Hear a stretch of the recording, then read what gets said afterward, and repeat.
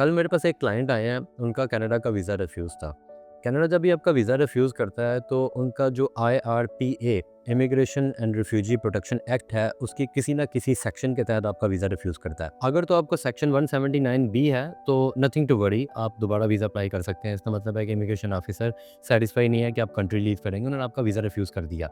लेकिन जिस क्लाइंट की मैं बात कर रहा हूँ, उन्होंने कंसल्टेंट के थ्रू वीज़ा अप्लाई किया है और उनको उनके रिफ्यूज़ल लेटर के अंदर सेक्शन 40 के तहत और सब सेक्शन 1 के तहत उनका वीज़ा रिफ्यूज़ हुआ है। इसका मतलब है कि मिस रिप्रेजेंटेशन, उनके साथ जब वीज़ा अप्लाई किया गया, जो डॉक्यूमेंट्स अटैच हैं वो फेक डॉक्यूमेंट्स लगाए गए हैं, जिसकी वजह से उनको क्या नाम है रिफ्यूज़ल मिला। और ये स्टोरी यहीं पे ख़त्म नहीं होती है। अगर तो आपने इमिग्रेशन ऑफिसर के साथ मिस रिप्रेजेंटेशन की है, आपको एक और क्लास फेस करनी पड़ेगी, जो कि क्लास 40 एंड उसका सब सेक्शन 2, जिसके तहत आपको 5 साल का बैन भी लगेगा मिस रिप्रेजेंटेशन की वजह से।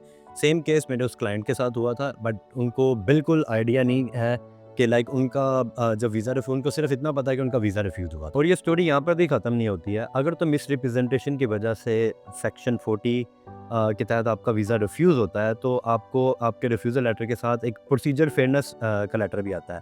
उसका मतलब ये होता है कि आपके पास 7 दिन का टाइम है कि जो मिस्टेक आपने की है, जो आपने गलत डॉक्यूमेंट्स किए हैं, अगर आप उनको जस्टिफ़ाई कर सकते हो, तो विदिन 7 डेज़ आप उसको जस्टिफ़ाई करो। अगर तो आप भी अपनी प्रोफ़ाइल को इवैल्यूएट करना चाहते हैं और राइट वे से वीज़ा एप्लीकेशन सबमिट करवाना चाहते हैं, तो आप मेरी टीम से राब्ता कर सकते हैं।